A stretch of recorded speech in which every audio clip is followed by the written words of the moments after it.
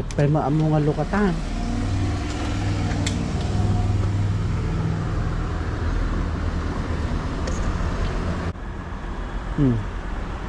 Dito ko ni dalan agtudo ba't tatan agtudo magtutudo paano tayo makakapasyar niyan kung magtutudo o may mga magwo-walking sana ako hanggang doon mga 1 oras pero mamayang hapon siguro ako magwo-walking may mga nagwo-walking dyan nagwo-walking sila ngayon ako muna yung magtutugaw at magkakape. Good morning. Nag-a-harvest na mga kababarya. Good morning.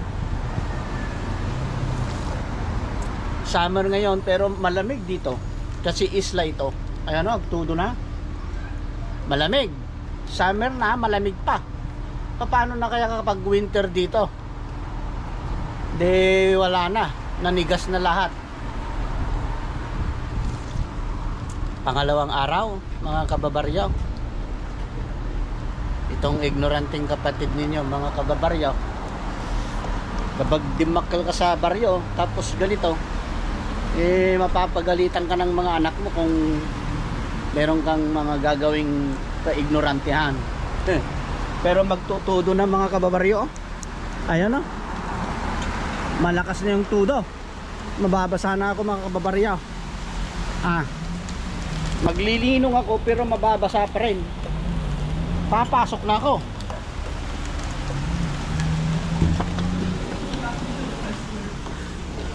Nagtutudo na. Nagtutudo. Ayan basa na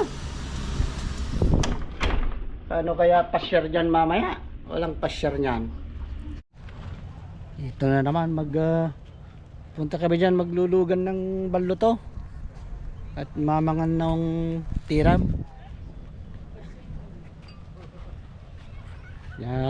Luluktan daw nila para sa'yo yung tiram.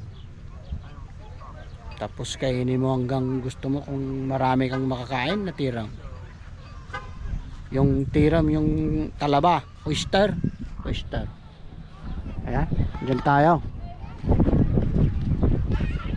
Punta tayo dyan maglulugan ng baluto dyan. Tapos mangunguha sila ng tiram, kakainin natin.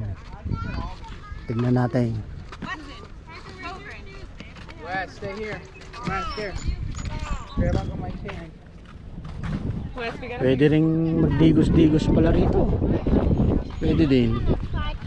Pwede ka din magdigos-digos dyan.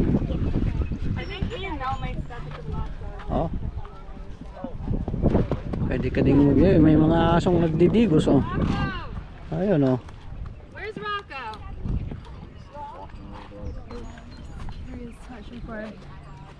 ayun dito tayo maglulugan at kakain tayo ng tiram. May mga aso nagdidigos yung mga aso pang-aso pala tong beach na to. Pang-aso o pang-tao din? Maganda yata dito Sana kinuha ko yung pamingwit ko pag magbabanliit. Yan. Maganda silang mga mga kababaryo mga rubber boat. Saan kaya maglulugan dito?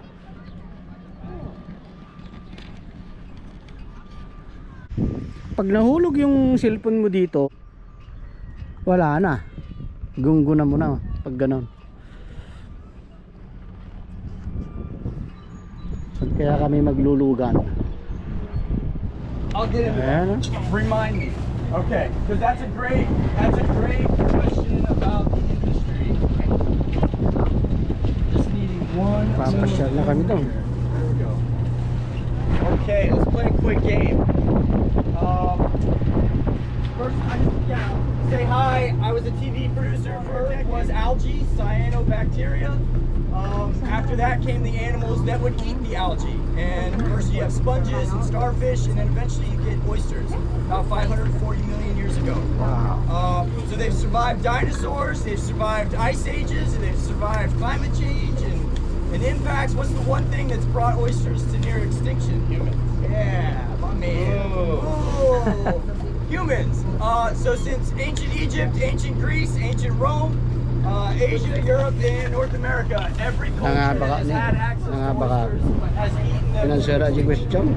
Siya lang We're now makamuma. looking at about 99% of all the oysters on planet Earth have been eaten. That's not a good thing. But what I want you to feel good about is that oyster farming, we are not taking those wild animals anymore. We're farming them. So we're taking the top on it, and now the little babies get to work, right? This floats in the middle of the ocean. You have 50,000 babies in there. They're filtering 50 gallons of water a day, and they're growing. They're just getting huge. What do we do every month, every 2 weeks about that? First and foremost, when you're on the Cottage City Oyster Farm, which we're entering right now, you can tell because of the yellow buoys. Yellow buoy always marks an aquaculture farm in the ocean, so that's something to remember. We'll head over to the work raft and I can talk a little bit more. But while we're on the oyster farm, you want to throw the shells. How many can you? Oh, Here, mommy. Here, Mama. What sauce is this? Not hot It's different flavor. I think we just got a gold medal as the oldest windsurfer broke the speed record. All right, so check out the headquarters here. This is our office. Oh, that's kind of by region, it's like southern Take our oyster bags and put them in the cage. I didn't like that. northern over the summer for sure. That colder water. I want to take a video. Look the red one. I also but New England's best community It's really not a bad month to be oysters, to be honest. Sometimes Sorry, they I just are. want to take a picture. Totally. But then if you go get a Chesapeake Bay oyster or a Gulf of Mexico oyster, it's and it's not hibernating at all. It's feeding year round 24/7. So it also depends on the area. Every region that grows oysters has what would be the difference between, I know you said oil and the water there. What's like the junk? That you only cook them. You Rockefeller them, you po' boy them, you grill them, you steam them, you put them in casseroles and pies. And the reason for that is what they're finding, and you don't eat them raw. Like I grew up in Houston, Texas, like we All grilled and Ito, nagnangan kami ng tiram. Nagado naman ang tindan na tiram. Yeah, it's definitely a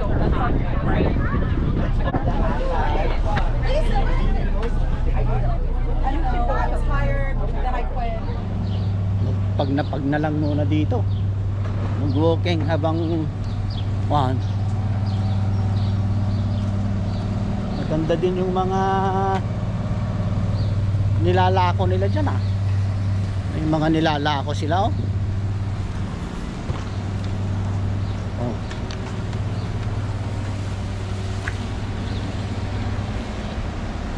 Pero nangina siguro yan Nangina siguro yung mga lako-lako nila May mga 20 pala to 20 ba, napipintas yata Pero nagbibiro ka yung sombrero na panggapas Nagbibiro ka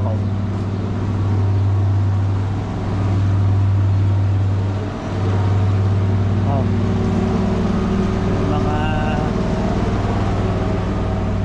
restaurant, mga cafe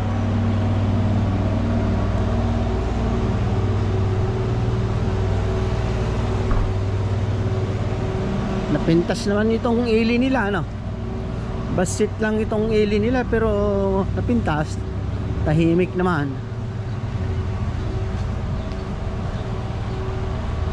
tahimik itong ili nila pero medyo tuttudo ngayon medyo tuttudo summer dito pero malamig. Malamig pa rin kahit summer. May mga lako-lako yata dyan ah. May mga lako-lako dito oh. Oh. Maraming mga magagatang na mga ano. Mga bado-bado. Oh. Parang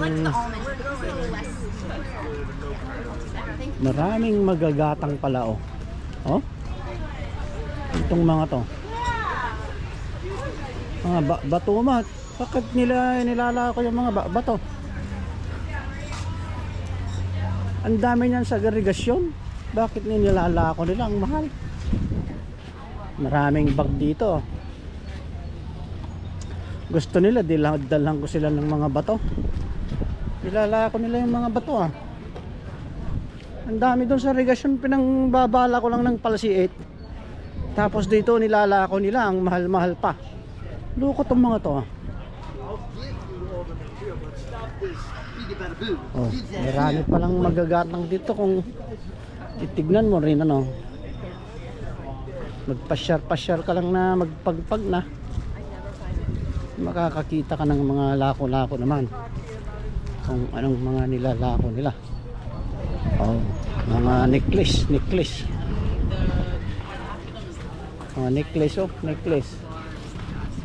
Ayan, black dog ka naman niya doon. Ah, parang dito. Restaurant naman dito.